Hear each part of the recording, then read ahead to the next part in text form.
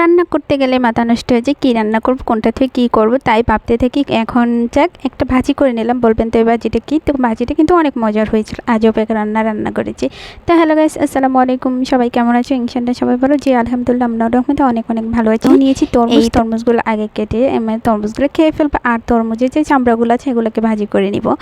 Mainly অনেক আপুরা দেখছি যে তরমুজের চামড়া ভাজি করছে, অনেক টেস্ট নাকি হয়। তো চেষ্টা করলাম করার জন্য। তো এই তো আমি তরমুজগুলো নেওয়ার পর এগুলোকে আরও ওই যে লালগুলো সব ফেলে দিব। আর এই তো এখন ছুলে নিচ্ছি। এভাবে ছুলে নিতে হবে অবশ্যই, না হলে কিন্তু হবে না। তো সুন্দর করে এই যে দেখে দিচ্ছি, এই যে চামড়াটা এখন ফেলে নেব। তো ফেলে এই সুন্দর করে এগুলোকে এখন ছোট ছোট করে কেটে নেব, চিকন চিকন করে। তোমরা চাইলে অন্য কিছু দিন, আমি কিন্তু হাতে একটু মোটা করে নিয়েছি। দেখো তোমাদের দেখে দিচ্ছি, এই যে দেখো একটু মোটা করে গিয়ে কেটে নিয়েছি। তাই আমি এটা এখন সুন্দর করে ধুয়ে নিয়েছি। আর আমার কিন্তু একেবারে লালটা নাই, লাল অংশটা আমি সবই ফেলে দিয়েছি। তো তারপর এটাকে ভেজে নেব আর কি। তো ভেজে নেওয়ার জন্য আমি 2টা শুকনো মরিচ নিয়েছি, 2টা কাঁচামরিচ নিয়েছি, আর একটা বড় সাইজের রসুন, একটা বড় সাইজের। তো চলে আসলাম এই তো চুলাতে কড়াইটা বসিয়ে দিয়েছি। এখন দিয়ে দিচ্ছি সরিষার তেল। মেনলি আমি বেশি রান্নাটা করা হয় সরিষার তেল দিই। তো এই তো সরিষার তেল দিয়েছি, 2টা শুকনো মরিচ দিয়েছি। মেনলি আবার বলো না মরিচগুলো এমন কেন, আরে আপুরা এটা শুকনো মরিচ দিয়ে দিলাম। আর মরিচগুলোর কালার হচ্ছে, এগুলো আমি কাঁচামরিচ শুকিয়েছিলাম তাই এরকম আর কি। যেহেতু বাংলাদেশের প্রধানমন্ত্রী বলেছিল যে কাঁচামরিচ শুকিয়ে প্রসেস করে খাওয়া যায়, তো আমি শুকিয়ে নিলাম, কিন্তু কালারটা অনেক সুন্দর হয়েছে তাই না। তো 2টা কাঁচামরিচ সব কিছু দিয়ে, একটা বড় সাইজের রসুন দিয়ে দিলাম, রসুন কুচিটা, আর দিয়ে দেবো এখন পেঁয়াজ কুচি। সব কিছু দিয়ে সুন্দর করে একটা কালার করে ভেজে নেবো। আমি কিন্তু সব একসাথে দিই না, যেহেতু মরিচটা আগে একটু ভেজে নিতে হবে শুকনো মরিচটা, তাই আমি পর্যায়ক্রমে একটার পর একটা দিলাম।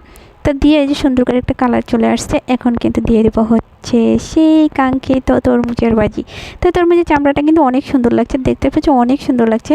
তো আমি সুন্দর করে এটা দিয়ে এখন এটাকে নেড়েচেড়ে একটু লবণ আর সামান্য পরিমাণ হলুদ দিচ্ছি। এখানে কিন্তু আমি এক্সট্রা আর কোনো কিছু ব্যবহার করিনি। তোমরা চাইলে হলুদটা নাও দিতে পারো, আমি কিন্তু অল্প একটু দিয়েছি কালারের জন্য, যেহেতু কালারটা অনেক সুন্দর লাগবে।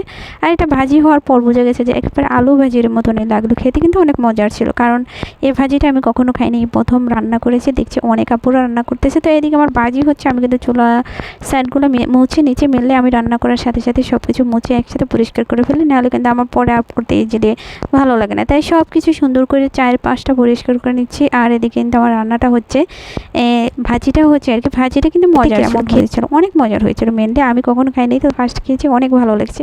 যাক এই যে দেখছো জাস্ট ওয়াও একটা কালার চলে আসছে। এখন এটাকে একটা বাটি নিচ্ছে, বাটিতে উঠিয়ে নেব। আমার ভাজিটা কিন্তু অলরেডি হয়ে গেছে। তো এত সুন্দর নেড়েচেড়ে এখন উঠিয়ে নিচ্ছে। তো তার জন্য এই যে এখানে একটা বাটি নিয়েছি। তাই এই তো বাটিতে এখন এগুলো সুন্দর করে নিয়ে নেব। ওয়াও জাস্ট ওয়াও, খেতে কিন্তু অনেক মজার হয়েছিল। তোমাদের কার কাছে ভাজিটা কেমন লাগছে জানাবা। মানে এই ভাজিটা কিন্তু আজব এক ভাজিনের মতন, যেহেতু খাওয়া হয়নি কখনো, প্রথম টেস্ট করব। তো টেস্ট করার পর দেখলাম না খুব মজার হয়েছে। ভিডিওটা আছে পর্যন্ত, দেখাবো অন্য কোনো ভিডিওতে। সবাই ভালো থাকো, নিরাপদে থাকো, বাচ্চা হলে আমাদের জন্য দোয়া করবা। বাই।